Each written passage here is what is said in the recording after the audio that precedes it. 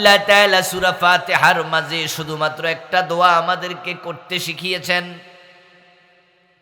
সেই দোয়াটা হলো আমরা আল্লাহর কাছে বলি ইহদিনাস সিরাতাল মুস্তাকিম। ও আমাদের মনিব, তুমি আমাদেরকে সত্যের পথ প্রদর্শন করো, হিদায়াত দাও। আমরা জান্নাতের পথ পেতে চাই, তুমি আমাদেরকে জান্নাতের পথটা দেখাও। এখন এই জান্নাতের পথ কোথায় পাওয়া যাবে? এটা বাজার থেকে কিনা যায় কিনা হেদায়াত, নাকি ফ্যাক্টরিতে বানানো যায়, নাকি পয়সাওয়ালা মানুষরা টাকা খরচ করলে হেদায়াত পেয়ে যায়? মোটেও তা নয়। নবীর সন্তানও হেদায়াত পায় নাই এমন নবী আছে না নাই? যেমন কেনান। কেনানের বাবার কি নাম ছিল বলেন তো দেখি? নূহ আলাইহিস সালাম। হ্যাঁ, আওলাদে রাসূল, ডাইরেক্ট আওলাদ। আওলাদ বহু বচন, এক বচন ওয়ালাদ। ওয়ালাদ মানে হলো সন্তান, ছেলে। আওলাদ হলো তার বহু বচন।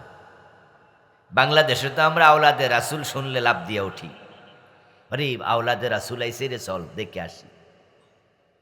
অমুক আওলাদে রাসূল, তমুক আওলাদে রাসূল। আর আমরা তাদের হাতে ধরে চুমু খাই, বুকের সাথে জড়ায়া ধরে বুঝি যে উনি নবীর সন্তান, নবীর ওয়ারিস, পরবর্তী প্রজন্ম। অথচ আল্লাহর কাছে কে কার সন্তান, কে কার বাবা, এটার কোনো দাম নাই। আল্লাহর কাছে দাম হলো ঈমান এবং আমল। কেনান নূহ নবীর আওলাদ, নূহ আলাইহিস সালামের সন্তান, কিন্তু তার ঈমান নাই, হেদায়াত পায় নাই। তাই কেনান জান্নাতি না জাহান্নামী? ইব্রাহিম আলাইহিস সালামের বাবার নাম কি? আজার। إذ قال إبراهيم لأبيه آزر أتتخذ أصناما آلهة। কোরআনে আল্লাহ তাআলা বলেন ইব্রাহিম আলাইহিস সালাম তার বাবা আজরকে বলেছিলেন, ও বাবা, আপনি কি মূর্তিকে প্রভু মনে করেন নাকি? ইব্রাহিমের বাবার পরিচয় আল্লাহ নিজে দিলেন। ইব্রাহিমের বাবার নাম কি? আরে ভাই বলেন না আপনারা? আজর। এবার বলুন তো, আজর জান্নাতি না জাহান্নামী? কারণ সে হেদায়াত পায় নাই। হেদায়াত বড় দামি জিনিস।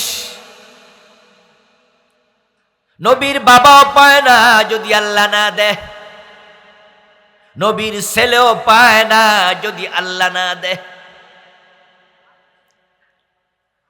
প্রতিদিন নামাজে দাঁড়ায় আমরা 17 বার আল্লাহর কাছে হেদায়াত প্রার্থনা করছি।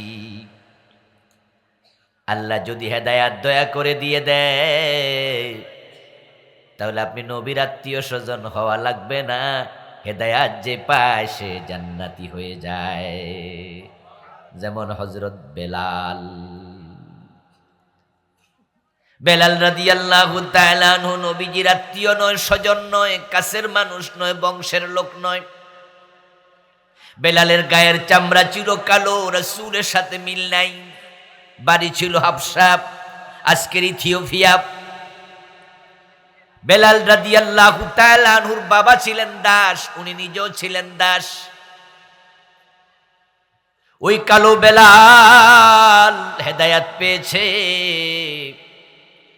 এজন্য প্রিয় নবীজি মেরাজ থেকে ফিরে এসে বলেন, বেলাল, আমি মেরাজের রাতে জান্নাতে ঢুকেছি, আমার আগে আগে তোমার পায়ের শব্দ শুনেছি।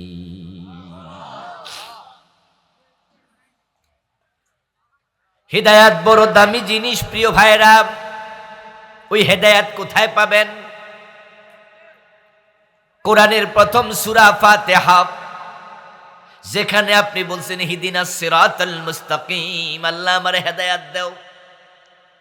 এবার দ্বিতীয় সূরার নাম বাকারা। ওই বাকারা সূরার শুরুতে আল্লাহ বলে, যালিকাল কিতাবু লা রাইবা ফীহি হুদাল লিল মুত্তাকিন। আমি তোমাদের কাছে এমন একটি কিতাব পাঠাইছি যে কিতাবে কোনো সন্দেহ নাই, এবং এই কিতাবের মাঝে যারা মুত্তাকি হতে চায় তাদের জন্য হেদায়াত রেখে দিয়েছি।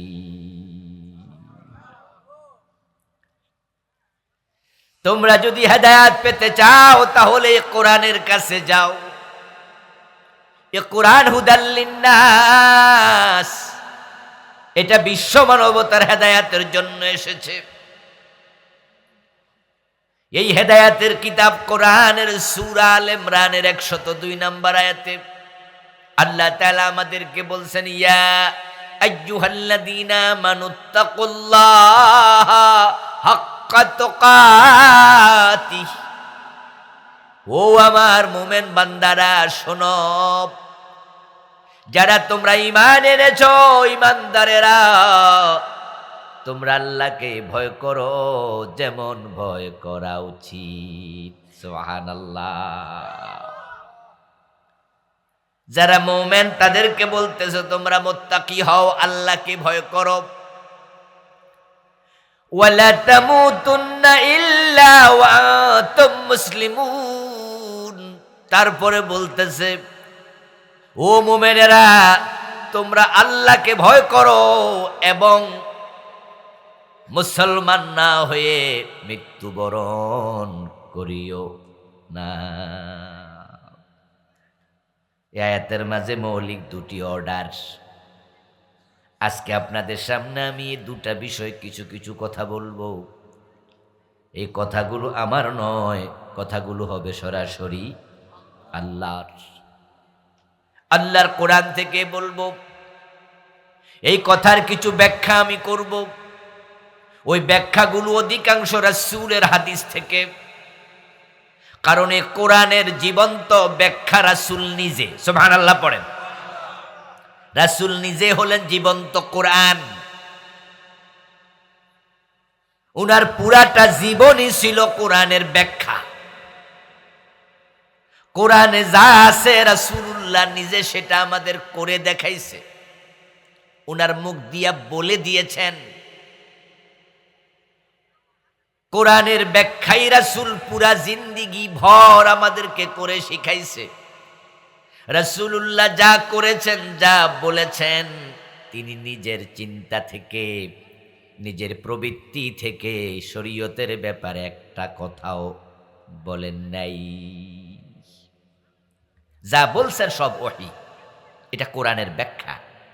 আল্লাহ তাআলা বলছেন, ইন্না আলাইনা জামাআহু ওয়া কুরআনা ফাইজা ক্বরানা ফাত্তাবি' কুরআনা সুম্মা ইন্না আলাইনা বায়ানা। ও নবী, এই কোরআন যখন আপনার কাছে আমি নাজিল করেছি, আপনার কলবে এটা আমি বসায়া দেব।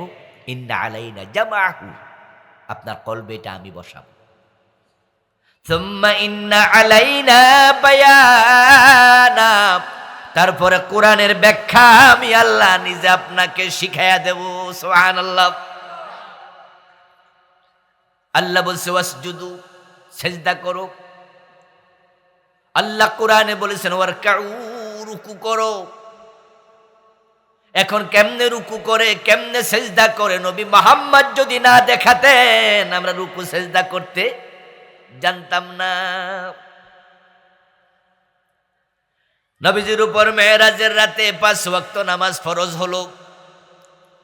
আল্লাহ তাআলা নামাজ ফরজ করে রাসূলকে দুনিয়ায় পাঠাইয়া দিলেন। তিনি 5 ওয়াক্ত নামাজ নিয়ে আসমান থেকে জমিনে অবতরণ করলেন মেরাজের রাতে। পরে আল্লাহ জিবরিল আমিনকে পাঠালেন, যাও জিবরিল, আমার নবীকে যে নামাজ আমি ফরজ করেছি সে নামাজ কেমনে পড়ে তুমি গিয়ে শিখাইয়া দাও। সহিহ বুখারীতে এসেছে, কালান নবী সাল্লাল্লাহু আলাইহি ওয়াসাল্লাম আম্মানি জিবরিল ইনদাল বাইতি মাররাতাইন। রাসূলুল্লাহ বলেন, জিবরিল আমিন 2 দিন 2 ওয়াক্তে, ফার্স্ট ওয়াক্তে, লাস্ট ওয়াক্তে আমাকে 10 ওয়াক্ত নামাজ নিজে ইমামতি করে শিখাইছে। আম্মানি জিবরিলু ইনদাল বাইত মাররাতাইন, জিবরিল আমিন আমার ইমামতি করছে, করে কেমনে রুকু করা লাগে, কেমনে সেজদা করা লাগে, কেমনে তাসবিহ পড়া লাগে, কেমনে কি করা লাগে, কেমনে আত্তাহিয়াতু পড়া লাগে, কেমনে দাঁড়ানো লাগে, কোথায় হাত বাঁধা লাগে, এগুলো আল্লাহর পক্ষ থেকে আদিষ্ট হয়ে সরাসরি আমাকে তালিম দিছে। সুবহানাল্লাহ। এবার বলুন তো জিবরিলকে শিখাইছে কে? মাশাআল্লাহ, কথা বলতে হবে তো, বলেন না, জিবরিলকে শিখাইছে কে? আচ্ছা, জিবরিল আমিনকে আল্লাহ তাআলা শিখালেন। রাসূলুল্লাহ সাল্লাল্লাহু আলাইহি ওয়াসাল্লাম এবার জিবরিল থেকে শিখে নিলেন। শিখে নিয়ে এবার উম্মতকে লক্ষ্য করে বলেন, সাল্লু কামা রাআইতুমুনি উসাল্লি। ও আমার উম্মত, তোমরা নামাজ পড়ো সেভাবে আমি নবী মুহাম্মদকে নামাজ পড়তে দেখো যেভাবে। রাসূলুল্লাহ সাল্লাল্লাহু আলাইহি ওয়াসাল্লাম কোরআনের ব্যাখ্যা করেছেন। আমি আজকে আলোচিত আয়াত, দুটি অর্ডার কোরআন এবং হাদিস থেকে আপনাদের সামনে একটু তুলে ধরতে চাই। আমল করার নিয়তে, মানার নিয়তে শুনতে রাজি আছেন না নাই? এক নাম্বার, আল্লাহকে ভয় করো, মুত্তাকি হও। ঈমান আনলে চলবে না, ঈমান আনলে চলবে না। আল্লাহ পর্যন্ত পৌঁছার জন্য 4 দফা কর্মসূচি আছে। আপনাকে 4টা কাজ করে আল্লাহ পর্যন্ত পৌঁছতে হবে। 1 নাম্বার ঈমান, 2 নাম্বার ইসলাম, 3 নাম্বার তাকওয়া, 4 নাম্বার ইহসান। আল্লাহ পর্যন্ত পৌঁছতে 4টা স্টেজ আছে, স্তর আছে। ঈমান আনার পরে দায়িত্ব শেষ নয়, এবার ইসলাম মানতে হবে। ইসলাম মানলে চলবে না, অন্তরে আল্লাহর ভয় লালন করতে হবে। আল্লাহকে ভয় করার জন্য লাগবে ইহসান। এই 4টা কি আমি একটু পরে বলি। আল্লাহর কাছে পৌঁছার জন্য মোট 4টা ফ্লোর, 4টা তলা, 4টা স্টেজ, মোট 4টা সিঁড়ি আছে। আমাদের দেশে অসংখ্য মানুষ ঈমান আনার পরে শেষ, নিজে কয় মুমিন, নামাজ পড়ছনি? কয় না। তো নামাজ পড়ো না কিসের মুমিন? কয় নামাজ না পড়লে কি হয়েছে, ঈমান শক্ত আছে। এ জাতীয় উদ্ভট কথা বলার লোক বাংলাদেশে আছে না নাই? আপনাদের এলাকায় যত লোক নিজেকে মুমিন দাবি করে, কালেমা পড়ে, সব কি 5 ওয়াক্ত নামাজি? আপনারা একটু বলুন তো, নামাজি বেশি না বেনামাজি বেশি? অথচ সে কয় আমি মুমিন। সে ইমানদার দাবি করলো, কিন্তু সে ইমানের দাবি পূরণ করলো না। এই জন্য আল্লাহ বলে, ওয়ালা তামুতুন্না ইল্লা ওয়া আনতুম মুসলিমুন। মুসলমান না হইয়া মৃত্যুবরণ করো না। তাই ঈমান আনার পরে আপনাকে মুসলিম হওয়া লাগবেই। ও ঈমানদার, মুসলমান না হইয়া মরিও না। এতে বোঝা যায় ঈমান এবং ইসলাম আলাদা দুটি জিনিস। ও ঈমানদার, মুসলমান না হইয়া মরিও না। এতে বোঝা যায় সকল ঈমানদার মুসলমান হয় নাই, মুসলমান হইয়া মরতে কইছে। এখন আমরা মরার আগে মুসলমান যেন হই। মুসলমানকে ইসলাম মেনে নিয়েছে যে আসলিম তাসলাম, ইসলাম মানো, তারপর নিরাপত্তা পাবে। এই নিরাপত্তার প্রয়োজনে তো কবরে যাওয়ার পরে ফেরেশতা 3টা প্রশ্ন যখন করবে, তার মাঝে একটা প্রশ্ন হলো, তোমার দিন কি ছিল? যদি কোনো ব্যক্তি ইসলামকে গ্রহণ না করে, মেনে না চলে, প্রশ্নের উত্তর সে দিতে পারবে না। প্রশ্নের উত্তর বাংলা হবে না আরবিতে? সবে আরবি পারেন তো? তোমার কথা কয় না, হ্যাঁ না একটা তো কইবেন। সবে আরবি পারেন তো? সবে আরবি বোঝেন তো? তো প্রশ্ন ফেরেশতা কি বাংলায় করব? প্রশ্ন করব কোন ভাষায়? উত্তর দিতে হবে কোন ভাষায়? তো আপনারা সবে আরবি বোঝেননি, আরবি কইতে পারেননি, তো কেমনে দিবেন? এবার বলুন তো, আবু জাহেলকে আরবি জানতো না, প্রশ্নের উত্তর দিতে পারছিল তো? এ থেকে আরবি বুঝতো না, কইতে পারতো না, উত্তর দিতে পারে নাই। আর আপনি যদি ইসলাম মানেন, আপনি বাংলা শিক্ষিত মানুষ, আরবি জানেন না, কিন্তু অসুবিধা নাই, কারণ কবরের সব প্রশ্নের জবাব একজনেই আপনাকে শিখাইয়া দেবেন, তিনি হলেন আল্লাহ। এক দুজন দেখছি কইছে, হুজুর এটা শিক্ষা যামু। আমার কানে আওয়াজ আসছে, কে একজন কইছিল যে তাইলে আরবি তো জানেন না, কই শিখালামু। কারণ হুজুর আওয়াজ করছে না, মান রাব্বুকা রাব্বি আল্লাহ ওয়া মা দীনুকা দীনি আল ইসলাম ওয়া মান নাবিয়্যুকা হাযা নাবিয়্যুনা মুহাম্মদ, শিখালাইছি, হয়ে গেছে। ফেরেশতা জিগামু, কইয়ে দেমু। ও দোস্ত, ব্যাপারটা মোটেও তা নয়, বরং আপনার পুরো লাইফ স্টাইলের উপরে ডিপেন্ড করবে আপনার কবরের প্রশ্নের উত্তর। আপনার আমলি জিন্দিগির উপর নির্ভর করবে। যার যার আমল তার তার কবর, যার আমল যেমন তার কবর হবে, ঠিক? মুখস্থ করে যায় লাভ নাই। আরবি বুঝলো, আবু জেহেল পারে নাই উত্তর দিতে। কিছু ভালো মানুষ আছে, এত ভালো, একবারে মুত্তাকি ফরেজগার, কোনোদিন নামাজ কাজা করে না, কারো এক টাকা হারাম খায় না, হক নষ্ট করে না, ব্যক্তিগত জিন্দিগি এত ভালো, অথচ নিজের নামটা পর্যন্ত লিখতে পারে না, এমন মূর্খ লোকও ভালো, এমন 2-4 জন আছে না নাই? এ বেড়া তো বাংলাই ভালো কইরা জানে না, ফেরেশতারা আরবি বুঝবে কেমনে? কবরে ঠেকবে না, কারণ জবাবের ব্যবস্থা করবেন আল্লাহ। যার আমল হবে যেমন তার কবর হবে তেমন। জবাব দে আল্লাহ দিয়া দেবেন, শিখাইয়া দেবেন। তার প্রমাণ কি? তার প্রমাণ হলো আল্লাহর কোরআন। আল্লাহ বলছে, ইউসাব্বিতুল্লাহুল্লাযীনা আমানু বিল কওলিস সাবিতি ফিল হায়াতিদ দুনিয়া ওয়া ফিল আখিরাহ। সুবহানাল্লাহ পড়েন।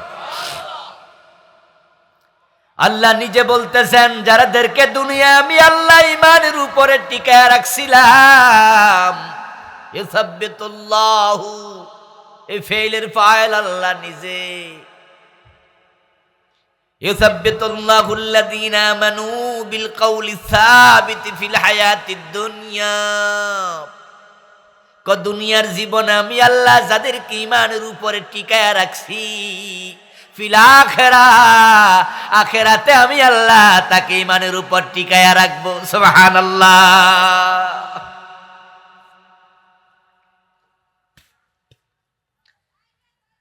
এজন্য প্রিয় নবীজি সাল্লাল্লাহু আলাইহি ওয়াসাল্লাম যখন মানুষকে কবর দিতেন, রাসূল কবর দিয়ে চলে যেতেন না।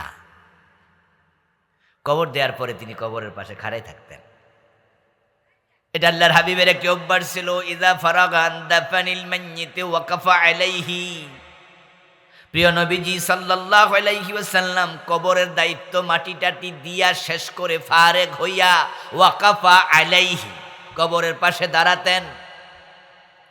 ওয়াকালা লিআসহাবিহি, এবং সঙ্গী সাথীদেরকে বলতেন, ইস্তাগফিরু লিআখিকুম, তোমাদের মরা ভাইয়ের জন্য আল্লাহর কাছে ক্ষমা চাও।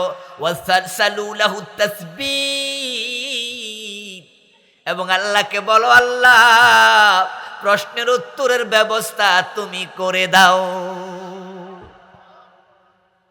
তার জন্য তাসবিত কামনা করো। ইউসাব্বিতুল্লাহুল্লাযীনা আমানু বিল কওলিস সাবিত। আল্লাহ যে শব্দ কইছে, রাসূল সে শব্দই কইছে, ইউসাব্বিতু, তাসবিত থেকে। ওয়াসালু লাহু তাসবিতা ফাইন্নাহু আলআন ইউসআল, আল্লাহকে বলো, আল্লাহ তুমি তাকে ঈমানের উপরে অটল রাখো, বিচল রাখো। যে মানুষগুলো ঈমান আনছে, শুধু দাবি করলো, নামাজ পড়লো না, রোজা রাখলো না, হজ করলো না, যাকাত দিল না, যে মানুষগুলো সুদ খাইছে, ঘুষ খাইছে, অন্যায় করছে, অনাচার করছে, ওজনে কম দিছে, মালে বেজাল দিছে, অন্যের জমি দখল করছে, অন্য মানুষের ফাঁসিতে ঝুলাইছে, বিনা অপরাধে আলেম ওলামাদেরকে জেলখানায় ঢুকাইছে, এমন মানুষ সমাজে আসেনি? আছে না? হ্যাঁ, হুজুরারে মারছে, 15 বছরই মারছে, গত 15 বছর। আল্লামা সাইদি রাহেমাহুল্লাহর মতো লোকটারে 13 বছর জেলে ঢুকাই রাখছে। জোনায়েদ বাবু নগরীর মতো বয়োবৃদ্ধ আলেমকে রিমান্ডের নামে পিটাইয়া 2 হাঁটু অকেজো করে দিছে। আমাদের মামুনুল হক বাইরে বউ দিয়া মিথ্যা দর্শনের মামলা দিছে, দিয়া জেল খাটাইছে। শাপলা চত্বরে হুজুরদের বুকের রক্তে মাটি লাল করে ফেলেছে। কত হুজুর রে জেল খাটাইছে, ঠিক না? এখন উনারা হত ফলাইয়া কানাডা চলে গেছে, আমেরিকা চলে গেছে, কেউ ইন্ডিয়া চলে গেছে। হাজার হাজার কোটি টাকা ওনাদের অ্যাকাউন্টে আছে। মনে মনে ভাবতেছে অসুবিধা নাই, আমাদের ধরে কেটা, চলে আইসি পলাইয়া আমেরিকায়। বলুন তো দুনিয়ায় শেষ না আরেকটা জগৎ আছে? তো সেখানে টাকা পয়সা কাজে লাগবে তো, ফেরেশতারে ঘোষ দেয়া যাবে তো, দরাটা সেখানে খাবে। যার আমল যেমন তার কবর তেমন। খুবই সাবধান মুসলমান, তাই ইসলাম মানো। ওয়ালা তামুতুন্না ইল্লা ওয়া আনতুম মুসলিমুন। মুসলমান না হইয়া মরিও না। এখন আমরা কে কোন দিন মারা যাব টাইম তো আমাদের নিশ্চয় জানা আছে, ঠিক না? ওমা, দেখি যে সব তো ভালোই সচেতন আছে। অনেক মাহফিলের দিকে কইলা ঠেলা ছোড়ে, ঠিক হুজুর, হুজুর যেহেতু কইছে, হ্যাঁ। কে কে দুজকে যাইতে চান তাওয়াত তোলা দেয়। আরে কে কে জাহান্নামে যেতে চান? হুজুর আমি আছি। কি কইলেন? কো না বুঝি নাই। ঠেলা ছোড়ে হাত তোলে। অমনোযোগী শ্রোতা। কিন্তু আজকে শ্রোতা কম হইল, বোঝা গেল মনোযোগ আছে। আলহামদুলিল্লাহ পড়েন। আমার প্রিয় ভাইরা, কি জানি প্রশ্ন করছিলাম এই মাত্র যে প্রশ্নটা করলাম। হ্যাঁ, ও আমরা, হ্যাঁ, ইয়েস, আমরা কি মৃত্যুর খবর জানি? কথা বলেন, আবার বলেন, মৃত্যুর খবর জানি? কোন দিন হবে কেউ জানি? আল্লাহ যে বলল মুসলমান না হইয়া মরিও না, তো মৃত্যু যদি আজকে হয়, আজকে বাড়ি যাওয়ার সময় গাড়ি অ্যাক্সিডেন্ট করে মরার সম্ভাবনা আছে না? আচ্ছা, নরমালি ঘুমে মৃত্যু হয় না? ঠিক এই মুহূর্তে মৃত্যু হতে পারে কিনা? মরতে কোনো কারণ লাগে? পৃথিবীর একমাত্র অনিশ্চিত বিষয় মৃত্যু। এত অনিশ্চিত খুব কম জিনিস আছে। এত অনিশ্চিত খুব কম জিনিস আছে। মানুষ বলে কচু পাতার ফানি নাকি সবচেয়ে অনিশ্চিত। এজন্য বাংলা এটা প্রবাদ হয়েছে, এটার কোনো স্টেশন নাই, কচু পাতার ফানি, আগা মাথা নাই, কোন সময় কোনটা ফইরা যা কোয়া যায় না। আমি বলি কচু পাতার পানি, তার অনিশ্চয়তা আছে। ওইটা পড়তেও বাতাস লাগে, অথবা কারো ধাক্কা খাওয়া লাগে, অথবা মৃদুমন্দ হাওয়া, অথবা সূর্যের তাপ জলীয় বাষ্প আকারে শুষে নেবে। একটা কারণ ছাড়া কচু পাতার পানিও পড়ে না। কিন্তু মরতে কোনো কারণ লাগে না। 100% সুস্থ মানুষ মরে গেছে। দাঁড়ানো ছিল, বসছে, কাইঠিয়ে পড়ে গেছে, মরে গেছে। আল্লাহ বলছে তুমি মুসলমান না হয়ে মৃত্যুবরণ করো না। শব্দের মাঝে ধমক আছে। আল্লাহ বুঝাতে চায় যদি মুসলমান না হইয়া মরো, তাহলে তোমার যে দ্বিতীয় প্রশ্ন, আমার দিন উকা, তোমার দিন কি? মুসলমান না হলে দিনই আল ইসলাম এই কথা তুমি বলতে পারবা না। আল্লাহ এটা তোমাকে শিখাবেন না। আপনার চরিত্রের উপর ডিপেন্ড করে আল্লাহ শিখাবে। 3 নাম্বার প্রশ্ন আমরা সকলেই জানি যে প্রশ্ন করবে, এই লোকটাকে চিনো কিনা, তোমার নবী কে? ওমান নাবিয়ুকা। অন্য হাদিসে একটু ব্যতিক্রম শব্দ আছে, ওমান হাযার রাজুল আল্লাযী বুইসা ফীকুম। এই লোকটাকে চিনো নাকি? রাসূলকে আপনি কবরে দেখতে পাবেন। আচ্ছা, রাসূলকে কবরে দেখতে পাইলে যে আপনি চিনে ফেলবেন, কেমনে সম্ভব? রাসূলকে কি আপনি কোনোদিনই চোখে দেখছেন? তো যে লোকের জীবনে কোনোদিন দেখেন নাই, হেরে যদি কয় উনি কেডা, তো চিনবেন না কেমনে? খুবই সেন্সিটিভ বিষয়টা। আবার রাসূলকে জীবনে একদিনও আমরা দেখি নাই। কত বছর আগে, 1450 বছর আগে তিনি চলে গেলেন। এখন রাসূলকে কোনোদিন দেখলেন না, কবরে দেখা হলে কেমনে চিনবেন? ও বন্ধু, শুধুমাত্র ওই লোক রাসূলকে চিনবে যার কানে কানে আল্লাহ নিজে বলে দেবে, এটাই তো তোমার নবী মুহাম্মদ সাল্লাল্লাহু আলাইহি ওয়াসাল্লাম। এটা আল্লাহ আপনারে শিখায় না দিলে, সিনায় না দিলে আপনি চিনবেন না। এবার আপনি বলুন তো, আল্লাহর স্পেশাল করুণা যদি কবরে পেতে চান, নিজে ভালো মুসলমান হওয়া দরকার আছে না নাই?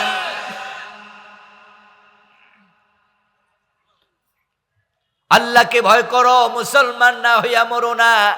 আসুন আমরা আল্লাহকে ভয় করো তাকওয়া নিয়ে কিছু কথা প্রথমে বলি, তারপরে কেমনে মুসলিম হওয়া লাগে সেটা বলবো। তাকওয়া বড় দামি জিনিস। যে ব্যক্তি তাকওয়া অবলম্বন করে, যার তাকওয়া যত বেশি, আল্লাহর কাছে তার সম্মান ততই বেশি। ইন্না আকরামাকুম ইনদাল্লাহি আতকাকুম। আল্লাহ তাআলা কুরআন মাজিদে বলো, আমার বান্দারা শোনো, তোমাদের মাঝে যে যত বেশি মুত্তাকি, যার তাকওয়া যত বেশি, আমি আল্লাহর কাছে তার দাম তত বেশি। এমন হতে পারে অফিসার লাখ টাকা বেতন পায়, কিন্তু বেনামাজি, কোটি টাকার মালিক, মার্সিডিজ গাড়িতে চলে, ড্রাইভারের বেতন 30,000 50,000, আর আপনার মাসিক ইনকাম 50 লাখ 1 কোটি। ড্রাইভার দরজা খুলে দেয়, ফিয়ন অফিসে আপনার চা নিয়ে দাঁড়ায় থাকে। হতে পারে আল্লাহর কাছে ওই ড্রাইভার ও ফিয়নের সম্মান মালিকের চেয়েও বেশি। রিক্সা চালায়, হারাম খায় না, এমন লোক বাংলাদেশে 2-4 জন নাই? রিক্সা চালায়, আমি নিজে দেখেছি। রিক্সা সামনে ফুটপাতে দাঁড় করাইয়া গামছা বিছাইয়া রাস্তায় নামাজ পড়তেছে।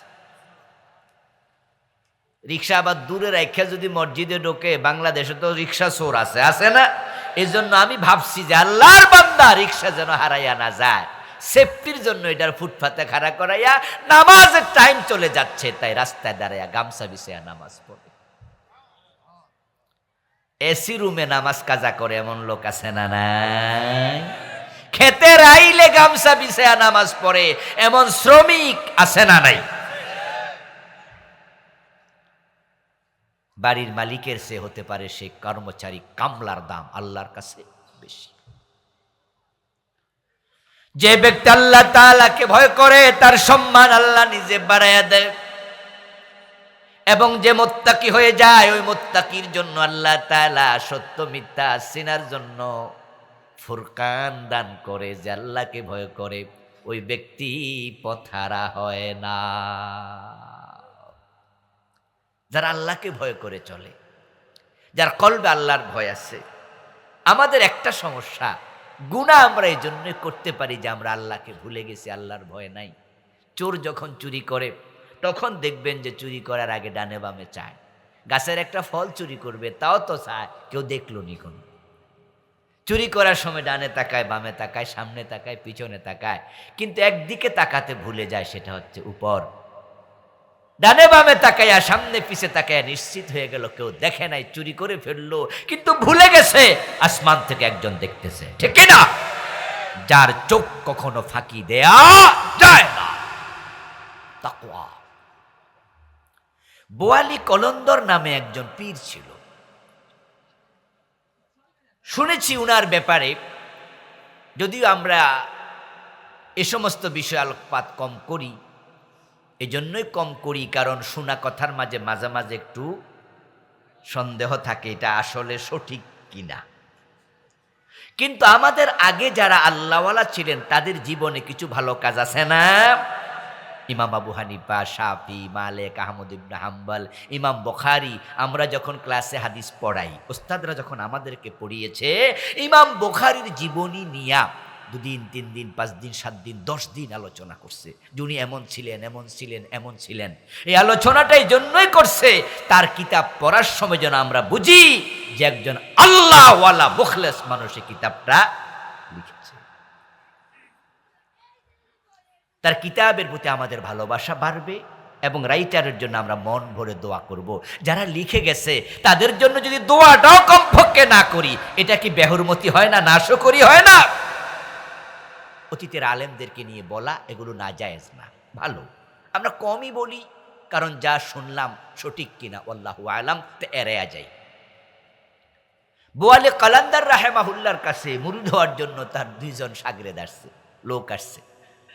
এসে বললেন যে হুজুর, আমি মুরিদ হইতে আসছি। পীর আলী আমাদের উপমহাদেশে ছিল, পীর আলী ভারত উপমহাদেশের বাহিরেও ছিল, ইরাক অঞ্চলে, আরো কিছু কিছু অঞ্চল পৃথিবীর ছিল। তবে মূল আরবে পীর আলীটা খুব একটা ছিল না, সেখানে ছিল ওস্তাজ এবং ছাত্রের সম্পর্ক। তো বোয়ালি কালান্দার রাহেমাহুল্লাহ তাদের দুজনকে বললেন যে তোমরা কেমন মানুষ জানি না শুনি না, মুরিদ হইতে আসছো, ঠিক আছে। দুইজনের হাতে দুটা কবুতর দিলেন, দিয়ে বললেন যে কবুতর দুটা জবে করে নিয়ে আসো, তুমি যাও এদিকে, তুমি যাও সেদিকে। দুজনকে দুদিকে দিলেন, বলে জবে করে আনবে এমন জায়গায় যেখানে আল্লাহ দেখেননি। কারণ তাদেরকে চিনেন না, স্টেজ চাচ্ছেন যে আমার কাছে যে আসছে কোন ক্লাসে ভর্তি করবো। আমরা ভর্তি হইতে আসলেও তো টেস্ট করি, প্রাইমারিতে কি 1-এ টিকবে না 2-তে না 3-তে, কোন ক্লাসে টিকবে টেস্ট করছে। উনি টেস্ট করছে যে এ দুইটা দেখি কোন ক্লাসের লোক। একজন গেল, বিকালবেলায় ফিরে এসে হুজুরের কাছে কবুতর ফিরে দিয়া কয়, হুজুর আমি আল্লাহ দেখে না এমন জায়গা খুঁজেই পাই নাই। বিভিন্ন জায়গায় আমি গেছি, কিন্তু কোথায় যাব? ঘরের দরজা বন্ধ করে আমি জবাই করব, আল্লাহ তো হেন দেখে। এজন্য হুজুর সরিয়ে মুরিদ বানানা না বানান, আপনার কবুতর আপনি রাখেন, হুজুর আমি পাই না। আর একটা জবাই করে আইনা কয়, হুজুর একবার অন্ধকার জায়গায় ঢুইকা তারপরে তাকাই দেখছি যে অন্ধকার আমি নিজেই দেখি না, কোন রকম আন্দাজে জবাই করে লেছি। আমার দোস্ত হুজুর বলে, মূর্খ, আল্লাহর ব্যাপারে তোর তো এলেমই নাই, তাহলে বুঝলাম তোকে আমি মুরিদ যদি বানাই তোকে কোথা থেকে সওয়াব সবক দিতে হবে। আয় তুই আমার কাছে আগে ঈমান শিখ, আগে ঈমান শিখ। কারণ যে ব্যক্তির ঈমান নাই তাকে নামাজের সবক দিয়া কোনো লাভ নাই। বলুন তো, ঈমান আগে না আমল আগে? কথা বলেন না ভাইয়েরা, ঈমান আগে না আমল আগে? আমাদের কাছে কোনো হিন্দু যদি আসে মুসলমান হওয়ার জন্য, আমরা কি তারে প্রথমে নামাজ শুরু করতে কই? আমরা আগে কালেমা পড়ে, আগে ঈমান আনো, এরপরে নামাজ, অন্য অন্য ইবাদত। বোয়ালি কলন্দার রাহেমাহুল্লাহ বললেন, তুই তো ঈমানই না, ঈমানই বুঝোস না, আল্লাহ দেখে না, অন্ধকার জায়গায় গেলি ব্যাকল বেকুফ। অথচ আল্লাহর নাম হলো বাসীর। ইন্নাহু আলিম, ইন্নাহু সামি, ইন্নাহু বাসীরুম বিল ইবাদ। আমরা হলাম বাসির, আল্লাহ হলো বাসীর। আমরা হলাম সামি, আল্লাহ হলো সামি। আমরা হুজুররা এলেম শিখে হই আলেম, আর আল্লাহ হলেন আলিম। পার্থক্য কি? পার্থক্য হলো আল্লাহর এলেম এত বেশি যে এলেমের কোনো সীমা পরিসীমা নাই।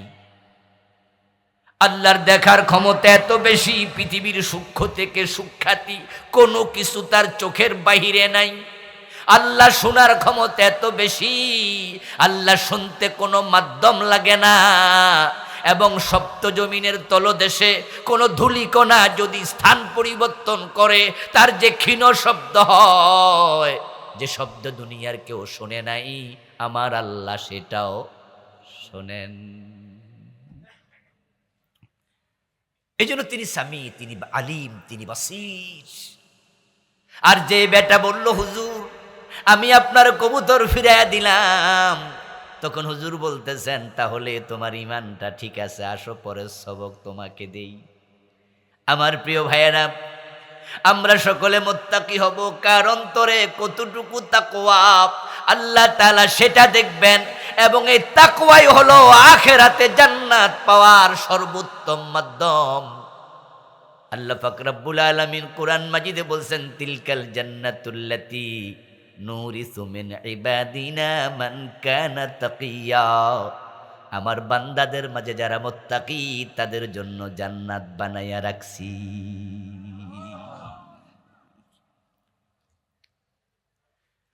এই জান্নাত পাওয়ার জন্য আপনার তাকওয়া লাগবে। তাকওয়া, তাকওয়া কি একটু পরে বলবো। বাংলাদেশের লোকেরা বিভ্রান্তিতে আছে দারুণ ভাবে। লম্বা টুপি, লম্বা পাগড়ি, লম্বা জামা, লম্বা দাড়ি, এগুলো হলো বাংলাদেশের তাকওয়া। অথচ তাকওয়ার সাথে এই লেবাসের সুরতের মৌলিক কোনো সম্পর্কই নাই। সম্পর্ক যতটুকু আছে অমৌলিক, সামান্য। মূল তাকওয়া টুপিতে নয়, মূল তাকওয়া আপনার জামায় নয়, পাঞ্জাবিতে নয়, দাড়িতে নয়, টুপিতে নয়।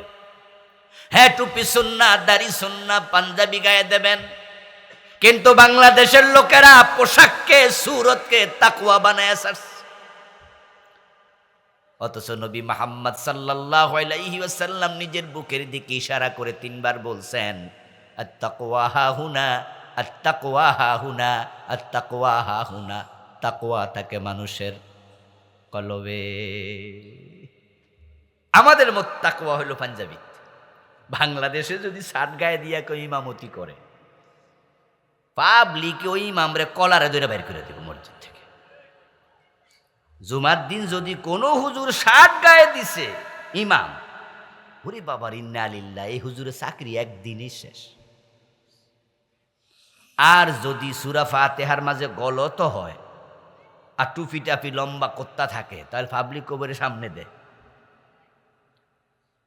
অথচ আমাদের দেশের মানুষ সৌরতকে তাকওয়া বানিয়েছে। قال رسول الله صلى الله عليه وسلم إن الله لا ينظر إلى صوركم وأموالكم ولكن ينظر إلى قلوبكم وأعمالكم। আল্লাহর বান্দারা শোনো, আল্লাহ তোমাদের সূরত দেখবে না, সেদিকে তাকাবে না। কত টাকা খরচ করে মসজিদ বানাইছো, আল্লাহ এটা প্রথমে দেখবে না। টাইলস কত সুন্দর, মার্বেল পাথরও লাগাইছে, মসজিদে এসি টেসি লাগাইয়া ফিটফাট করছে, কয় যে আমি সভাপতি 1 কোটি টাকা খরচ করছি মসজিদে। রাসূল কয় তোমার টাকার দিকে আল্লাহ তাকাবে না, ওয়ালাকিন ইয়ানজুরু ইলা কুলুবিকুম, বরং আল্লাহ প্রথমে তাকাবে তোমার কলবের দিকে।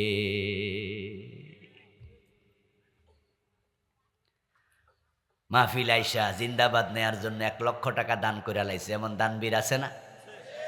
মনে মনে ভাবতেছে সামনে নির্বাচন, যা হাজার হাজার শ্রোতা 1 লাখ টাকা দিয়ে যদি সবার মন পাই তাহলে তো পাস। আল্লাহ রাসূল বলে আল্লাহ এই জন্য আগে দেখবে যে তুমি যে দানবীর হইছ, টাকা দিছ কোন কারণে দিছ। তাকওয়া থাকে কলবে, তাই কলবের পজিশন আগে ঠিক করো। যে ব্যক্তি কলবের মাঝে আল্লাহর ভয় চিন্তা উদয় করতে পেরেছে, আল্লাহ তাআলা কোরআন মাজিদে বলছেন যারা মুত্তাকি হয়, যারা আল্লাহ তাআলাকে ভয় করে, ইন্নাল্লাহা মাআল্লাযীনা তাকাউ ওয়াল্লাযীনা হুম মুহসিনুন, যারা মুত্তাকি আল্লাহ নিজে তাদের সঙ্গী হয়ে থাকে। ইন্নাল্লাহা মাআল্লাযীনা তাকাউ, যারা মুত্তাকি আল্লাহ কয় আমি তাদের সঙ্গী, আমি তাদের সাথে থাকি। সুবহানাল্লাহ পড়েন। আল্লাহ আমাদের সাথে থাকবে যদি আমরা মুত্তাকি হই। এবং যে ব্যক্তি মুত্তাকি হয়, قال الله تعالى, আল্লাহ তাআলার আয়াতে বলেন মাইয়াত্তাকিল্লাহ ইয়াজআল লাহু মাখরাজা, যে ব্যক্তি মুত্তাকি হয় তার দুনিয়ায় কোনো বিপদ নাই, টেনশন নাই, সব বিপদে আল্লাহ নিজেই তার জন্য দরজা খুলে দেয়। প্রিয় নবীজি বলছেন ইন্নী লা আ'রিফু আয়াতান মিনাল কুরআন লাউ আখাযাহান নাস কুল্লুহুম লাকাফাতুহুম। নবীজি বলেন যে আমি কোরআনের একটা আয়াত জানি, দুনিয়ার সব মানুষ যদি সে আয়াতটাকে ধরতো আঁকড়াইয়া, একটা আয়াত সব মানুষের জন্য যথেষ্ট হয়ে যেত। সে আয়াতটা হচ্ছে যেটা আমি এইমাত্র পড়লাম, মাইয়াত্তাকিল্লাহ ইয়াজআল লাহু মাখরাজা, যে ব্যক্তি আল্লাহকে ভয় করে জীবন চালায় তার দুনিয়াতে কোনো বিপদ নাই, মুসিবত নাই, সব জায়গায় আল্লাহ নিজে দরজা খুলে দেয়। এখন প্রশ্ন করবেন তাহলে ইমাম আবু হানিফা যে ওনাকে পিটাইছে, ইমাম বুখারীকে দেশ ত্যাগ করতে বাধ্য করছে, আহমদ ইবনে হাম্বলকে জেল খাটাইছে, আল্লামা সাইদি 13 বছর জেলে ছিল, কই তাদের জন্য আল্লাহ দরজা খুলল? কই, তারা তো জেলেই মরল। ইমাম আল্লামা সাইদির মতো লোক ফাঁসিতে ঝুলাইয়া মারছে, এমন আল্লাহর নবীও আছে। যাদেরকে করাত দিয়ে 2 টুকরা করছে, এমন নবীও আছে। যাদেরকে গর্ত খুঁড়ে আগুন লাগাইয়া জীবন্ত আগুনে পোড়াইছে, এমন আল্লাহর বান্দাও আছে। তোদের জন্য দরজা খুলল কই? আমির হামজার তো কলিজা পর্যন্ত সিবাইছে হত্যা করার পর, দরজা খুলল কই? তার উত্তর কি জানেন? তার উত্তর হচ্ছে আল্লাহ তাআলা তাদেরকে ওই অবস্থায় অন্তরে প্রশান্তি দিছে, এই জন্য হাসতে হাসতে যুদ্ধের মাঠে গিয়া দৌড়াইয়া শহীদ হয়ে গেছে এমন সাহাবী আছে না নাই? আপনার কাছে মনে হয়েছে এটা মনে কঠিন কাজ, তার কাছে মনে হয়েছে এটাই জান্নাত। আপনার কাছে মনে হচ্ছে যেন এটা ফাঁসির রশি, ফাঁসিতে ঝুলাইছে, ফাঁসিতে মারছে। না, উনার কাছে আল্লাহ তাআলা বলছে যে এটা ফাঁসির রশি না, এটা জান্নাতের ফুলের মালা। এই পাশে দুনিয়া, ওই পাশে আল্লাহর জান্নাত। দৌড়া দৌড়া দৌড়া। তাই ফাঁসির মঞ্চে গিয়েছে, জোর করা লাগে নাই, হাসতে হাসতে শহীদ হয়েছে। হাসতে হাসতে শহীদ হয়েছে। প্রশান্তি অন্তরে থাকে, দেখা যায় না। জেলখানায় প্রশান্তি। আমরা বাংলাদেশে একজন শহীদের আলোচনা শুনলাম, উনাকে খবর দেয়া হলো আজকে রাতে 10টায় আপনার ফাঁসি বা 12টায় ফাঁসি, উনাকে টাইম জানানো হলো। আর আল্লাহর বান্দার টাইম জানার পরে জেলখানা উনার যে কারারক্ষী তারা বলতেছে আমার তো হাতে 2 ঘন্টার সময় আছে, তাহলে আমি ঘন্টাখানেক ঘুমাই লই, আমারে 1 ঘন্টা পরে ডাইকা দিও। আমি 2 থেকে 3 জনের মুখে শুনেছি যারা সেই কারারক্ষী থেকে নিজের কানে শুনে এসে আমাকে শুনাইছে। তার মাঝে একজন আমাদের আমির হামজা, মুফতি আমির হামজা, সেও আমাকে সরাসরি বলেছে। ওই কারারক্ষী উনার কাছেও বলছে যে উনি বলতেছে যে আমার হাতে 2 ঘন্টার সময় আছে, তাহলে আমারে ঘন্টাখানেক ঘুমানোর পরে ডেকে দিও। উনি ঘুমালেন। কিছুক্ষণ পরে আমি এসে দেখি যে ঘুমাইছে তো ঘুমাইছে, নাক ডাকিয়া ঘুমাইছে, উনার নাকের আওয়াজ শোনা যাচ্ছে। ঘন্টা পার হওয়ার পরে আমি আসলাম যে ডাইকা দেই, এসে দেখি উনি নিজে নামাজে দাঁড়িয়ে আছে। এর মানে উনি এর আগে নিজে জাগছে, ওযু করে নামাজ পড়তেছে। আপনার কাছে আমার কাছে প্রশ্ন, যার 2 ঘন্টা পরে মৃত্যু, তার কি ঘুম হওয়ার কথা? কিভাবে সম্ভব যে 2 ঘন্টা পরে ফাঁসি হবে? সে কিভাবে ঘুমায়? আমার দোস্ত, মান ইয়াত্তাকিল্লাহা ইয়াজআল লাহু মাখরাজা, ইন্নাল্লাহা মা'আল্লাযীনা তাকাও ওয়াল্লাযীনা হুম মুহসিনুন। মুত্তাকির সাথে আল্লাহ আছে।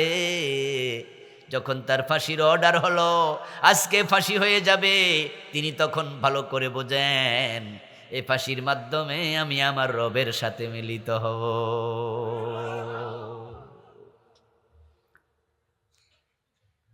ইন তাত্তাকুল্লাহ ইয়াজআল লাকুম ফুরকানা। আল্লাহ তাআলা কোরআনে বলেন, যদি তোমরা আল্লাহকে ভয় করে জীবন চালাতে পারো, তুমি মুত্তাকি হও, ইয়াজআল লাকুম ফুরকানা, তাহলে আল্লাহ মুত্তাকিকে ফুরকান দেয়। এটা আল্লাহর বড় দামি নেয়ামত ফুরকান। এ কোরআন মাজিদের যে কয়টা নাম আছে তার মাঝে একটা নাম হলো ফুরকান। ফুরকান শব্দের অর্থ হলো আল ফারিকু বাইনাল হাক্কি ওয়াল বাতিল। কোনটা হক কোনটা বাতিল এটা চেনার মতো এলেমকে বলে ফুরকান। যে আল্লাহকে ভয় করে মুত্তাকি পথ হারা হয় না। কারণ একজন ছিল আসিফ মহিউদ্দিন, ওই নাস্তিক ব্লগারদের মাঝে, যে পরবর্তীতে জার্মানিতে পালাইয়া চলে গেছিল হেফাজতের উত্থানের পরে। আসিফ মহিউদ্দিনের ব্লগে আমি নিজে পড়েছি, এমন শব্দ লিখছে যেগুলো বলা যায় না, একটু ছোট্ট একটু বলি। সে বলছে যে এখানে আসলে আমরা ফাঁসি দেব, যদি তোমাদের আল্লাহ নেমে আসে আল্লাহরেও ফাঁসি দেব। আর রাসূলের ব্যাপারে কি শব্দ বলেছে মুখে উচ্চারণ করা যাবে না। তার মাঝে একটা ছিল থাবা বাবা রাজীব, বাড়ি ছিল কাপাসিয়া। কে বা কারা থাবা বাবা রাজীবকে হত্যা করলো আমরা জানি না। পরবর্তীতে ইনকিলাব পত্রিকা লিখেছে, আমার দেশ পত্রিকা লিখেছে, পরে আমার দেশ তখন চালু ছিল।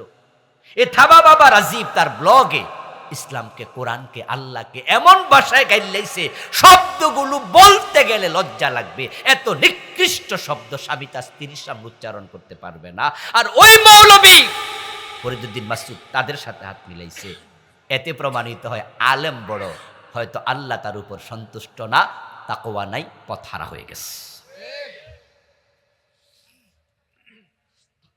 আরেকজন কাফিলউদ্দিন সরকার, মুফতি, ডক্টর, উনারে ইসলামী ফাউন্ডেশনের গভর্নর বানাইছে। এটুকু লোভে পইরা উনি তো বলছে যে প্রধানমন্ত্রী রামনি একজন জান্নাতি মহিলা, ডাইরেক্ট জান্নাত দিয়ে দিস। এই দেশের আলেমদেরকে যিনি 15টা বছর জ্বালাইলো, গুলি করলো, মারলো, জেলে দিল, ফাঁসি দিল, মাদ্রাসার বইতে মন্দিরের ছবি ঢুকাইল। এবারে 2024-এর মাদ্রাসার বইতে বইয়ের ভিতরে মন্দিরের ছবি ঢুকাইছে। মাদ্রাসার বইয়ের কভার বাড়িতে গেলে দেখবেন 2024 বাংলাদেশ মাদ্রাসা শিক্ষা বোর্ড, মাদ্রাসার বইয়ের উপরে লেখা, আর বইয়ের উপরে দেখবেন হাফ প্যান্ট পরা মেয়ের ছবি। ক্লাস 5-এ 4-এর বইগুলো দেখবেন যে দোতারার ছবি, সেতারার ছবি, হারমোনিয়ামের ছবি। মাদ্রাসার বইতে তারা দোতরা ঢুকাইছে, হারমোনিয়াম ঢুকাইছে, সেতারা ঢুকাইছে, হাফ প্যান্টওয়ালা মাইয়া ঢুকাইছে, মন্দিরের ছবি ঢুকাইছে। এই মাদ্রাসা কি হিন্দু পড়ে? এখানে মন্দির আসলো কেন? 2023-এ বিবর্তনবাদ ঢুকাইছিল ক্লাস 7-এর বইতে, ক্লাস 6-এর বইতে। মানুষ নাকি বান্দর আসছিল, বান্দর থেকে মানুষ এসে ডিরেক্ট কফর। এবার 2024-এ 7-এর বইতে ঢুকাইছে শরীফ আর গল্পের নামে LGBTQ, সমকামিতা। এবার ঢুকাইছে যারা সমকামিতা প্রমোট করে, যারা কুফরি প্রমোট করে, যারা মন্দির ঢুকাইয়া দেয়, যারা আলেম মারে। আর উনি বলতেছে আপনি একজন জান্নাতি মহিলা। জান্নাত কি তোর বাবার সম্পদ? এমনটা কেন হয়?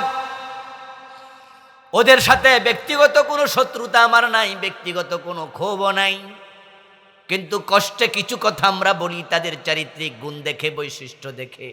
এই যে বাজে গুণগুলো তাদের চরিত্রে কেন ঢুকলো, এমনটা হওয়ার কারণ কোনটা হক কোনটা বাতিল এটা সেনার মতো এলেম আল্লাহ তাদেরকে দেয় নাই। আমাদের জাতীয় মসজিদ বাইতুল মোকাররমের খতিব ছিল আল্লামা সালাউদ্দিন সাহেব। উনি ছিলেন 8রশি দরবারের মুরিদ। আচ্ছা, আপনারা একটা আওয়াজ দিয়ে বলেন তো, 8রশি একটা কি ভালো দরবার না ভণ্ড দরবার? তো সালাউদ্দিন সাহেবের মতো ঢাকা আলিয়ার একজন বড় মাপের শেখুল হাদিস, বাইতুল মুকাররমের খতিব, উনি ওই দরবারে মুরিদ হয় কেমনে? ওই দরবারের যে মূল পীর সাহেব ছিল, ওই পীর সাহেব হজ করে নাই জীবনে, কোটি কোটি টাকার মালিক ছিল। তার ছেলে দাড়ি কামাই না ছিল, কয়দিন আগে দাড়ি রাখছে। আমি নিজে গিয়েছি, আমি দেখেছি 8রশিতে মাজারে মানুষ সেজদা করতেছে, খাটের পূজা করে। ওই বেদাতি দরবারে সালাউদ্দিন সাহেবের মতো লোক, কি নাম সালাউদ্দিন, কি নাম ওই যে খতিব ছিল, নাম ভুল বলি নাই তো? সালাউদ্দিন সাহেব, সালাউদ্দিন ভুল বলি নাই, আমি একটু কনফিউজ হলাম। আমার প্রশ্ন, এত বড় হুজুর ভণ্ড দরবারে কেমনে খলিফা হয়?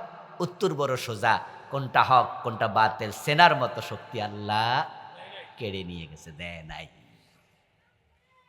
আর আপনাদের মাঝেও আল্লাহওয়ালা মুত্তাকি যদি কেউ থাকে, মূর্খ হোক, ভণ্ড পীরের কাছে মুরিদ হবে না, গলায় গামছা লাগাইও ভণ্ড পীরের কাছে নিতে পারবে না। এমন লোক আছে না নাই? বলবে যে আমি ওখানে যাবো নাকি, ওই তো ভণ্ড, যাবো না। আমার বন্ধু, তাকওয়া যদি থাকে আল্লাহ তাআলা আপনাকে হক এবং বাতিল সেনার মতো এলেম দেবে। আর মানুষ যখন ঈমান আনার পরে মুত্তাকি হয়, তখন দুনিয়া আখিরাত দুইটাতে আল্লাহ তাআলা সমৃদ্ধি একসাথে দিয়ে দেয়। আমরা তো মনে করি আমরা যদি ইসলাম মানি তাহলে আমরা মনে হয় ভিক্ষুকের জাতি হয়ে থাকবো, না খেয়ে থাকবো। মোটেও নয়। মানুষ যখন মুত্তাকি হয়ে যায়, তাকওয়া হয় তার অন্তরে, তখন আল্লাহ তার সম্মান যখন বাড়াইয়া দেয়, সম্মানিত লোককে আল্লাহ কখনো ভিক্ষুক বানাতে পারে না। এই জন্য আল্লাহ সমৃদ্ধি দেবে। তার সবচেয়ে বড় প্রমাণ আরব বিশ্ব। আপনি তাকে দেখেন, তামাম পৃথিবীতে যে পরিমাণ খনিজ পদার্থ আছে, স্বর্ণ, রৌপ্য, তেল, দস্তা, তামা, গ্যাস সহ যত খনিজ পদার্থ আছে, তার মাঝে অধিকাংশ 65%-এরও বেশি শুধুমাত্র আরব দেশের ভিতরে। আমাদের দেশ মাটি খুঁড়লে পানি পাওয়া যায়, আর সৌদি আরবে, কাতারে, দুবাইতে মাটি খুঁড়লে পাওয়া যায় স্বর্ণ, আর মাটি খুঁড়লে পাওয়া যায় তেলের খনি। আপনাদের কাছে আমার প্রশ্ন, একটু জবাব দেন তো, স্বর্ণের খনি কে বানায়? এখানে মানুষের কোনো হাত আছে? আমেরিকা স্বর্ণের খনি নাই বললেই চলে। ফ্রান্সে নাই, জার্মানিতে নাই, ইউকেতে নাই, রাশিয়াতে নাই, ভারতে নাই, বাংলাদেশে নেই। বাংলাদেশ স্বর্ণের খনি আছে নাকি? আচ্ছা, তো সব সৌদি আরবে কেন, কুয়েতে কেন, কাতারে কেন, দুবাইতে কেন? উত্তর হলো, আপনি এবার তাকাইয়া দেখেন যে আরব বিশ্বে আলহামদুলিল্লাহ ঈমান এত ভালো, ওই দেশে কোনো ভণ্ড পীরের মাজারও নাই। পুরা সৌদি আরবে ভণ্ড পীরের মাজার কয়টা আছে? এবার বলুন তো, বাংলাদেশে আছে না নাই? আমেরিকায় কুফরি আছে না নাই? ইউকেতে, রাশিয়াতে শিরিক আছে না নাই? তো যেখানে শিরিক আছে, যেখানে কুফরি আছে, যেখানে ভণ্ড পীরের মাজার আছে, ভণ্ড পীরের আছে, ওখানে জমিনের নিচে খনিজ পদার্থ আল্লাহ কম দিছে, কম। আর যাদের ঈমান ভালো, সেখানে আল্লাহ কয়, যা পায়ের উপর পা তুলে খা, আমি আল্লাহ সমস্ত রিজিকের দরজা খুলে দিলাম। এটা আল্লাহর কোরআনের ওয়াদা, লাওয়ান্না হালাল কুরআমানু ওয়াত্তাকাউ লাফাতাহনা আলাইহিম বারাকাতিম মিনাস সামাই ওয়াল আরদ। আল্লাহ নিজে কোরআনে বলেন, এ মানুষগুলো যদি, এই জনপদের লোকগুলো যদি আমানু ঈমান আনতো, ওয়াত্তাকাউ এবং আমি আল্লাহকে ভয় করত, মুত্তাকি হতো, লাফাতাহনা আলাইহিম বারাকাতিম মিনাস সামাই ওয়াল আরদি, তাহলে আমি আল্লাহ নিজ দায়িত্বে আকাশ এবং জমিনের বরকতের সকল দরজা তাদের জন্য খুলে দিতাম। সম্পদ বেশি থাকার মাঝে প্রাচুর্য নেই, প্রাচুর্য হলো বরকতের মাঝে। এজন্য দোয়া করবেন, আমি এই দোয়া করি, আপনারাও এই দোয়াটা করবেন। দোয়াটা হলো, আল্লাহ যেই নেকামল দুনিয়ায় করছি সবটার প্রতিদান আমাদেরকে দুনিয়ায় দিও না, আমাদের প্রতিদান তুমি আখেরাতে দিও। তবে হ্যাঁ, দুনিয়ায় যে নেয়ামত আমাদেরকে তুমি দাও, সেটার সাথে তুমি বরকত মিশাইয়া দিও। মাসে ইনকাম 20,000, 30,000, 15,000, 40,000, আল্লাহ তাআলা এর মাঝে যদি বরকত ঢেলে দেয়, দেখবেন যে এই টাকা দিয়ে 10,000 দিয়েও ভালো থাকতে পারবেন। আর যদি মাসে 1 লাখ 2 লাখও ইনকাম হয়, বরকত না থাকে, তাহলে 2 লাখ কামাই করার পর অভাব ঘুষবে না। টাকা মাসে 5 লাখ ইনকাম, সাথে কিডনি 2টা ড্যামেজ, ডায়ালিসিস করতে করতে ভিক্ষা করা লাগে, 5 লাখ যাইয়াও আরো ভিক্ষা করা, ক্যান্সার দিয়ে দেবে, ছেলে একটাকে মাস্তান বানিয়ে দেবে, বউটাকে অসৎ বানিয়ে দেবে, আপনার পুরা সংসারে শান্তির শেষ। যদি সংসারে একটা ছেলে মাদক সেবী হয়, মাদকাসক্ত হয়, কামাই 2 হাতে করে কুলাইতে পারবেন না, আপনি তাকে দেখবেন মসজিদের ইমাম সাহেবদের দিকে। আপনাদের এলাকার যে মসজিদগুলো আছে, ইমাম সাহেবদের বেতন কি খুব মোটা থাকে না একটু কমই থাকে? হ্যাঁ, ইমাম সাহেবদের মাসিক বেতন 20,000, 30,000 দেয়, এমন মসজিদ তো এদেশে হাতে গোনা, প্রায় মসজিদে 12,000, 15,000, ঠিক না? আচ্ছা, এই বেতন তো এমন টাকা যে আপনাদের 1 সপ্তাহের বাজার খরচ, এমন লোক 1 সপ্তাহের বাজার খরচও 15,000-এর বেশি হয়, আরো বেশি হয়, চা নাস্তা খরচ 1 সপ্তাহ। দেখবেন ইমাম সাহেবদের দিকে তাকাইয়া, তারাই 12,000, 15,000 টাকা বেতনে, গায়ের জামাটা ইস্তারি করা আছে, বাচ্চাগুলো লেখাপড়া করে সুন্দর মানুষ হচ্ছে, পরিবারে কোনো অশান্তি নাই, আল্লাহ এর মাঝে বরকত ঢেলে দিয়েছে। মানুষ যখন মুত্তাকি হয়, রাসূলুল্লাহ সাল্লাল্লাহু আলাইহি ওয়াসাল্লাম বলছেন, আল্লাহ পাক রব্বুল আলামিন নিজে তার দায়িত্ব নেবে। আল্লাহ বলেছেন, এখন মুত্তাকি কেমনে হবেন? তাকওয়া কি? তাকওয়ার স্টেজ হলো 3টা। 1 নাম্বার তাকওয়া, তারকু মা হারামাল্লাহ ওয়া আদাউ মা ইফতারাদাল্লাহ। তাকওয়া মানে হলো আল্লাহ যা ফরজ করেছেন তা ধরবেন, আল্লাহ যা হারাম করছে তা ছাড়বেন। লাইসা তাকওয়া বিকিয়ামিল লাইলি ওয়ালা বিসিয়ামিন নাহার, ইন্নামা তাকওয়া তারকু মা হারামাল্লাহ ওয়া আদাউ মা ইফতারাদাল্লাহ। ওমর ইবনে আব্দুল আজিজ, যাকে বলা হয় দ্বিতীয় ওমর, নাম শুনছেন না? ওমর ইবনে আব্দুল আজিজ রাহিমাহুল্লাহ বলেন, দিনভর রোজা রাখার নাম তাকওয়া নয়, রাতে তাহাজ্জুদের বিছানায় দাঁড়ায়া থাকার নাম তাকওয়া নয়। তাকওয়া হলো হারাম ছেড়ে দেয়া, ফরজগুলো আঁকড়াইয়া ধরা। যে ব্যক্তি হারামের সাথে আছে, সে যদি সারা বছর রোজা রাখে, সারা রাত তাহাজ্জুদ পড়ে, যার সম্পর্ক হারামের সাথে, তার নাম মুত্তাকিদের তালিকাতে নেই। মুখে লম্বা দাঁড়িয়ে আছে, সুদ খায়, এমন লোক বাংলাদেশে আসেনি? 5 ওয়াক্ত নামাজ পড়ে সুদ খায়, ঘুষ খায়, এমন লোক আছে কিনা? তোমার কপালে কালো দাগ আছে, কিন্তু তুমি ঘুষখোর অফিসার, তোমার নাম মুত্তাকিদের কাতারে। বাপ মরছে, মা মরছে, 7 বছর 5 বছর হয়েছে, বোনের জমি বোনেরে দেয় না, আপন ভাই বোনের জমি কাইরা রাখছে, জোর করে দখল করে। এই ভাই আবার আলহাজ নামের আগে লাগাইছে, হজও করছে।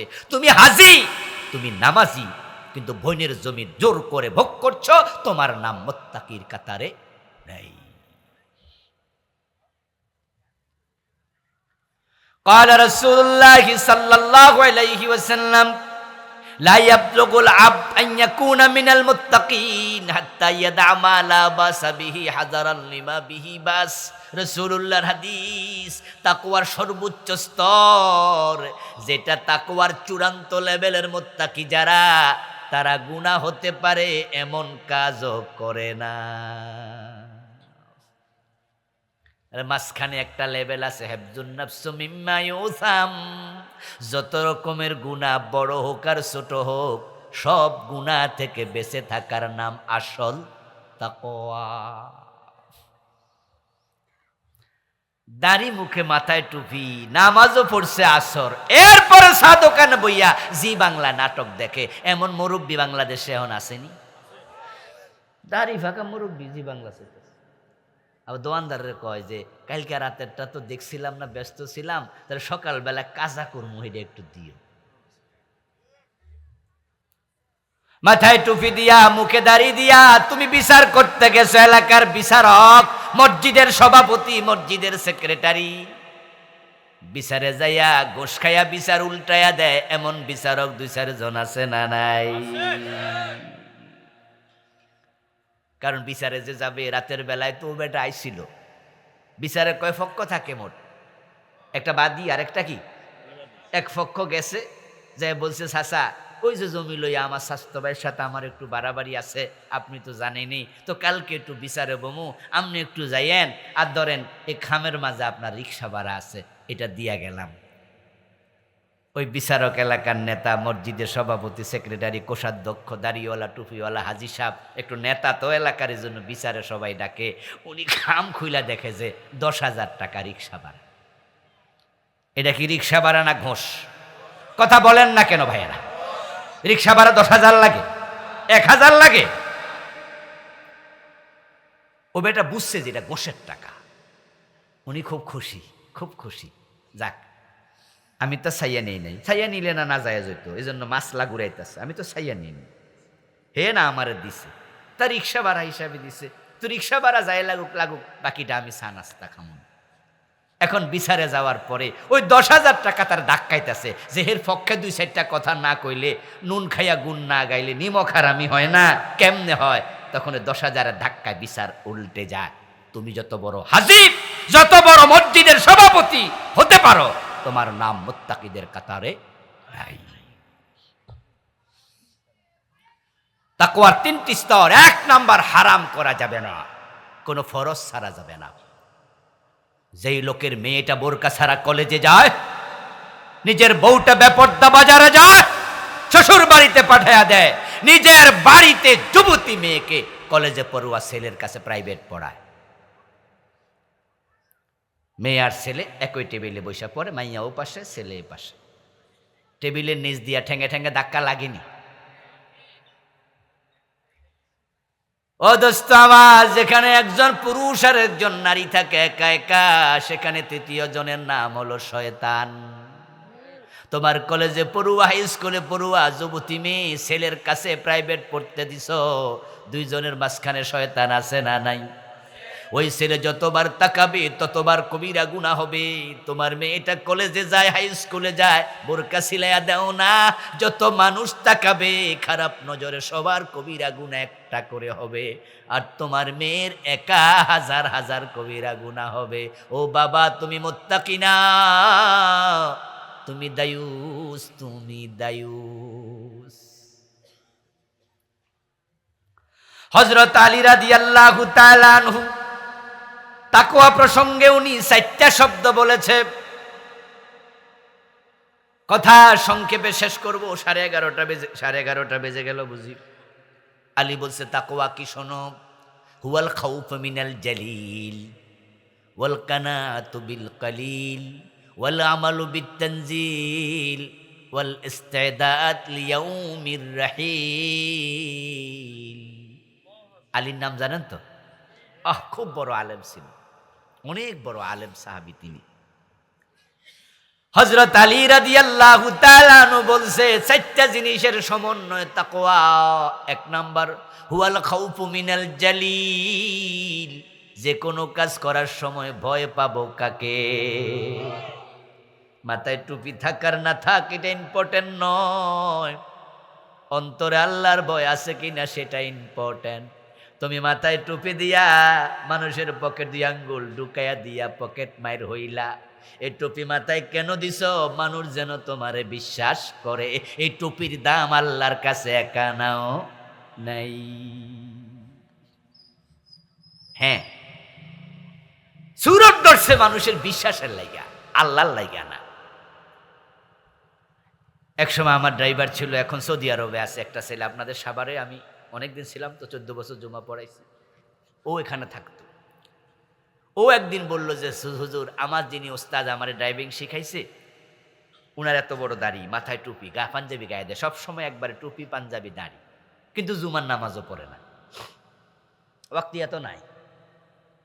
তা আমি শুনে বললাম কি রে কস? বললো হ্যাঁ হুজুর, জুমাও পড়ে না।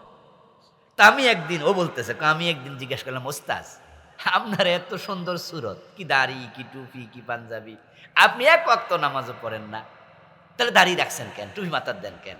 কই বেডা, পুলিশে যে মামলা দেয় দাড়ি আর টুপি দেখলে মামলা কম দেয়। উনি চালাইতো ওই যে কালো ট্যাক্সি ক্যাবগুলা ছিল না এক সময়, এখন পরে তো আইসছে হলুদ ট্যাক্সি ক্যাব, ওই সময় কালো ট্যাক্সি ক্যাব চালাইতো। আর ট্যাক্সি ক্যাব দেখলে পুলিশে অযথা ধরে। তো উনি জবাব দিছে, কয় যে আমার দিকে তাকায়, ও হুজুর নিয়ে আচ্ছা যান, এই দাড়ির কারণে মামলা কম দেয়। দেখছেন নি কে কোন কারণে রাখছে? রবীন্দ্রনাথের দাড়ি কি আমার চেয়ে ছোট না বড়? আচ্ছা, এই দাড়ির কি এক আনা দাম আছে? তোমার সুরত চেঞ্জ হওয়ার আগে তোমার সিরত চেঞ্জ হওয়া দরকার। মুখে দাড়ি লাগবে এটা সুন্নাত, তবে তোমার কলবে দাড়ি আগে গজাতে হবে। যে আল্লাহর ভয়ে তুমি দাড়ি রেখেছ, ওই আল্লাহর ভয় যদি তোমার কলবে থাকে, তুমি গোশ সুদ খাইবা কেমনে? রমজান মাস আসলে যারা মালের দাম বাড়ায়, আমাদের দেশে যে ওজনে কম দেয়, মালে ভেজাল দেয় ব্যবসায়ীরা, রমজান মাসে অধিকাংশ টুপি মাথার দিয়ে কামটা করে। এই জন্য রোজা আসলে টুপির দাম বাইরে যায় না। টুপি দোকানে দেখবেন যে দোকানে বেচা কেনা বাইরে গেছে, টুপি মাথার দিয়েই আকামটা করতেছে। এই জন্য হযরত আলী বলেন তাকওয়া মানি লেবাস নয়, সুরত নয়। 1 নাম্বার আল্লাহর ভয় কলবের মাঝে তৈরি করো। 2 নাম্বার ওয়ালা আমালু বিতানজিল, তাকওয়া মানে হলো আল্লাহর কোরআনে যা আছে তার আলোকে আমল করো। আপনারা কোরআনের আলোকে আমল করেন তো? এই ভাইয়েরা কথা বলেন, করেন তো? কোরআনে চোর ধরে হাত কাটার কথা আসেনি? 53 বছরে কয়দিন কাটছেন? এই মাত্র কইছেন আমল করেন। এ কোরআনের মাঝে আছে মদ পান করলে, আপনার জেনা করলে 100 বেত লাগাও। সূরা নূরে আছে জানিয়াতু ওয়া জানি ফাজলিদু কুল্লা ওয়াহিদিন মিনহুমা মিআতা জালদা, 100 বেত অবিবাহিত ছেলে মেয়ে হলে, আর বিবাহিত হলে পাথর মারো। হাদিসে আছে, আসেনি? যে 53 বছরে 100 বেত কয়দিন লাগাইছেন? কোরআন হাদিস মানে না কেডা? কই বানি হুজুর, মদ পান করলে 80 বেত দিতে হবে, এই বিধান হাদিসে আছে না নাই? হযরত ওমর তো নিজের ছেলেকে রেহাই, আমরা 80 বেত লাগাইছি কয়দিন? তো কোরআন আমরা মানলাম কই? আংশিক। আলা লাহুল খালকু ওয়াল আমর, কোরআনে আছে সৃষ্টি যার, আইন চলবে শুধু তার। তা আপনাদের কাছ থেকে একটু শুনি, গভীর রাতে একটু বলুন তো, ফেরেশতারা কিছু রেকর্ড করুক তো, সৃষ্টি যার, আইন চলবে শুধু তার, কথাটা আমার না আল্লাহ? আপনারা এবার বলেন তো, সৃষ্টি কার? আরো জোরে বলেন, কার? আইন চলবে কার? 53 বছরে চলছে আল্লাহর আইন না ব্রিটিশ আইন? তো ব্রিটিশ আইন মানলে আপনি আল্লাহর গোলাম হইলেন কেমন? আলী তো বলেছেন যে মুত্তাকি সে যে কোরআন মানে। আলহামদুলিল্লাহ, আমরা আল্লাহর কিছু বান্দা আছি, আমরা পরিবেশের কারণে মানতে পারি নাই, কিন্তু মানার 100% চিন্তা লালন করি, ঠিক কি না? বরং আমরা ঘোষণা করি যে আল্লাহ ছাড়া কারো আইন মানা যাবে না। সুযোগ পেলে আমরা এই সংবিধান পুরা উল্টাইয়া দেব, সে জায়গায় আল্লাহর কোরআন বসাইয়া দেব। এই চিন্তা লালন করে আল্লাহ পর্যন্ত পৌঁছেন। প্রিয় নবীজি সাল্লাল্লাহু আলাইহি সাল্লাম যখন দুনিয়া আসছিলেন, তখন কিন্তু আবু জেহেলরা দেশ চালাইছে। মক্কা বিজয়ের পরে কি আবু জেহেলের কান্ডাকদারি চলছে? আর আবু সুফিয়ানেরটা চলছে। 360 মূর্তি সরাইয়া দিছে, জাল হাক্কু জাহাকাল বাতিল, সত্য এসেছে, মিথ্যা চলে যাও। পুরা আরব অঞ্চলে রাসূল 10 বছর কোরআন দিয়ে দেশ চালাইছে। ওই কোরআনটা আমাদের দেশে আছে তো? আছে না? কিন্তু কোরআন দিয়ে দেশ চলে, এই জন্য কাজ করুন। আলী বলছেন যে কোরআন না মানলে তুমি মুত্তাকি না। এরপর বললেন ওয়াল কানাআতু মিনাল কালি ওয়াল কানাআতু মিনাল কালিল, তাকওয়ার আরেকটা অংশ হলো যা পেয়েছো তা নিয়ে সন্তুষ্ট থাকো, স্বল্পে তুষ্ট থাকো। আরো চাই, আরো চাই, আরো চাই, আরো চাই। যাদের অভাব যায় না তারাই হারাম খায়। আর যারা মনে করে আল্লাহ যা দিছে আলহামদুলিল্লাহ, আমার ইনকাম আছে মাসে 10,000, তা আমি এত পোলাও কোরমা খাবো কেন? আমি কোন রকম শাক সুটকি দিয়া খাবো, ঠিক কি না? এতেই সে খুশি, কজ আমি এতেই খুশি। আলী কো এটাই তাকওয়া। আল কানাআতু বিল কালিল, অল্পে খুশি থাকো। এই দুনিয়া হায় সেই বেশি চায়, যার আছে ভুরি ভুরি, রাজার হস্ত করল সব কাঙ্গালের ধন চুরি। যাদের অভাব যায় না তারাই হারাম খায়, সুদ খায়, ঘুষ খায়, অন্যের সম্পদ দখল করে। আরে ভাই, কততে অভাব যাবে? যাবে না। এসালাম গ্রুপের দিকে তাকান। আমি ঢাকা চট্টগ্রাম যে হাইওয়েটা আছে, ঢাকা থেকে চিটাং যে বিশ্ব রোডটা গেছে, ওখান থেকে ওই পাশেই, এর পাশে আমার মাদ্রাসা, ক্লাস 6 থেকে পড়ি আমি। 90 বা 89তে আমি ভর্তি হই সেখানে। তখনই রাস্তার মাঝে দেখতাম এস আলমের নামে বাস, এস আলম পরিবহন। তাহলে আজ থেকে কত বছর আগে যদি 89 বা 88 হয়, তাহলে আজ থেকে 35-40 বছর আগে তখন দেখছি এস আলম কোম্পানির বাস। এই কথা প্রমাণ করে তারা কি ফুরান ধনী না নতুন ধনী? ফুরান ধনী। তারা তখনই এস আলম বাসের মালিক। কিন্তু এবার তারা কি করলো? তারা ইসলামী ব্যাংক সহ অনেকগুলা ব্যাংকের টাকা লুট করে ইসলামী ব্যাংকের 18টি শাখা থেকে এসালম গ্রুপ বিদেশে পাচার করেছে 80,000 কোটি টাকা। আচ্ছা, একজন মানুষের কত লাগে? কত লাগে? 80,000 কোটি টাকা। 500 টাকার নোটও যদি বান্ডিল দেয়, এই এই এই প্যান্ডেলে জায়গা হবে না, উপর হয়ে স্তূপ হয়ে যাবে। কয়দিন আগে, আজ থেকে 20-25 দিন আগে তাদের মা মারা গেল। এসালম গ্রুপের কে মারা গেল? মা মারা গেছে। তাদের একটা ভাই দেশে নাই, সবগুলো সরকার পট পরিবর্তন হলো, পালাই গেল।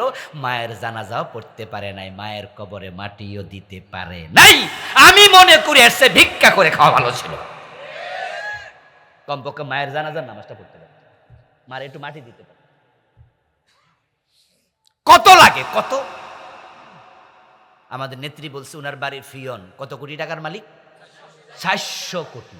আচ্ছা, 400 কোটি লাগেনি, একটা মানুষের কত লাগে? কত? এজন্য আলী বলছেন ওয়াল কানাআতু বিল কালিল, মুত্তাকি হতে চাও স্বল্পে তুষ্ট থাকো। এই ওয়াজ আমরা যারা শুনতেছি, হালাল ভাবে কোটি টাকা আসবে। হযরত ওসমান ধনী মানুষ ছিলেন, আল্লাহর পথে অকাতরে বিলি করেছেন টাকা। যদি আপনারও হালালভাবে টাকা আসে, ইসলাম মানা করবে না, আপনি নেন, যাকাত দেন, ইসলামের জন্য খরচ করেন, এই টাকা দিয়া মসজিদ বানান, আল্লাহ জান্নাতে ঘর বানাবে। কিন্তু যদি হালালভাবে টাকা কম আসে, কষ্টে থাকেন, হারামের দিকে হাত বাড়ানো যাবে না। কেন বিল্ডিং দিতে হবে? আগে কি সনের ঘরে মানুষ থাকে নাই? মাটির ঘরে থাকে নাই? তো কেন সুদ খাইয়া আপনি বিল্ডিং দিতে হবে? মানুষের পাজারো জিপ দেখে, মার্সিডিজ গাড়ি দেখে আপনার জিব্বা লম্বা হয় কেন? মানুষ কি এক সময় সাইকেল চালায় নাই? আমার যদি সাইকেল কেনার টাকা থাকে 5,000 টাকা, আমি 5-7 হাজার টাকা দিয়ে পুরান সাইকেল কিনে আমি অফিসে যাব, আমার পাজারো জিপ দরকার নাই। আল্লাহ যদি দেয় আমি হেলিকপ্টারে চড়বো, আল্লাহ যদি না দেয় আমি সাইকেলে খুশি থাকা লাগবে। এটার নামে তাকওয়া। 4 নাম্বার ওয়াল ইস্তিদাদু লিয়াউমির রাহিম।